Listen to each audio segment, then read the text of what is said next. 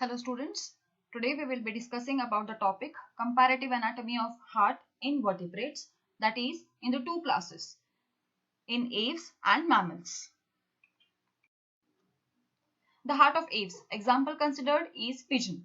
The heart of pigeon is structurally and functionally four-chambered with two auricles and two ventricles. It is a triangular and conical in shape and enclosed in a double-layered bag-like structure called pericardium. As pericardium is referred as double-layered bag-like structure, the outer layer of pericardium is called as parietal pericardium.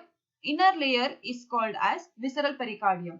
In between them, there is a space which is filled with a fluid to resist the heart from mechanical shock. Sinus venosus and truncus arteriosus are absent, but sinus venosus is said to be incorporated into the right auricle during early development. The right and left auricles are separated from each other by an interauricular septum. The right and left auricles are separated from each other by interauricular or intraauricular septum. The right auricle is larger than the left, and the right auricle receives venous blood from 3 vena cava and the left auricle receives arterial blood from the pulmonary veins. As it is told, the right and left auricles, they are separated from each other. You can see figure number B. They are separated from each other by an interauricular septum, and the right auricle receives the right auricle is larger than the left one. You can see figure number B. Here you can see the right auricle is larger than the left one. Come to figure number A. It is given that the right auricle receives venous blood from 3 vena cava. That is, it is receiving the venous blood from right precaval, left precaval and postcaval. Whereas the left auricle receives the blood or the oxygenated blood from the pulmonary vein.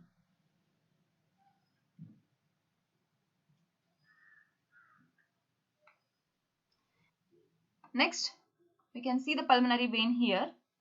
Okay, so left auricle is receiving arterial blood or oxygenated blood from the pulmonary veins which are coming from lungs.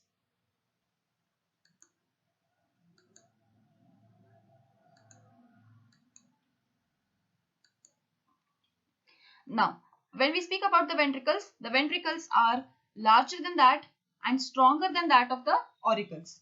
Both the ventricles are separated from each other by the ventricles are separated from each other by interventricular septum or intraventricular septum.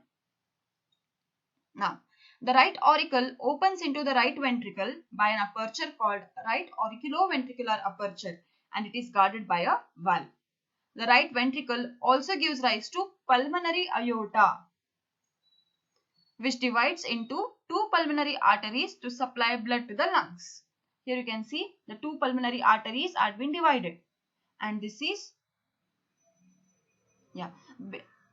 below these auricles the pulmonary aorta is arising. This pulmonary aorta arises from the right ventricle. So, and then it divides into two pulmonary arteries to supply blood to lungs for oxygenation. Then the left auricle opens into the left ventricle by a left auriculoventricular aperture, which is guarded by two flaps. This valve is having two flaps, and the name of the valve is bicuspid valve or mitral valve. Now here, as heart is completely four-chambered, there is no mixing of oxygenated and deoxygenated blood. Double circulation occurs in the avian heart and is more efficient.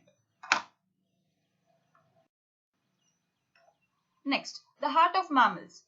Example taken here is rabbit. The heart of rabbit is red colored, muscular, pear-shaped conical pumping organ.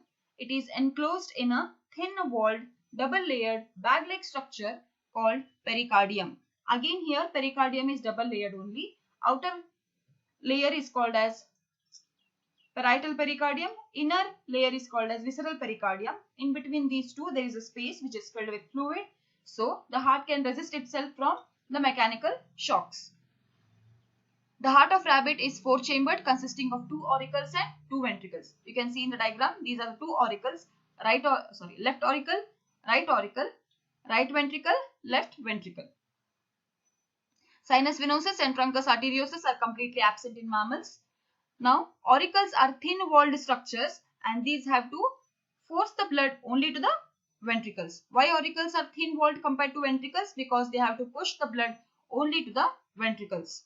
The two auricles are separated from each other by an interauricular septum.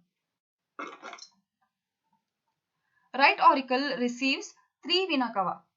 It means the right auricle receives the venous blood from 3 vena cava. That is, you can see the diagram. The right auricle, it is receiving the venous blood, deoxygenated blood from the right precaval.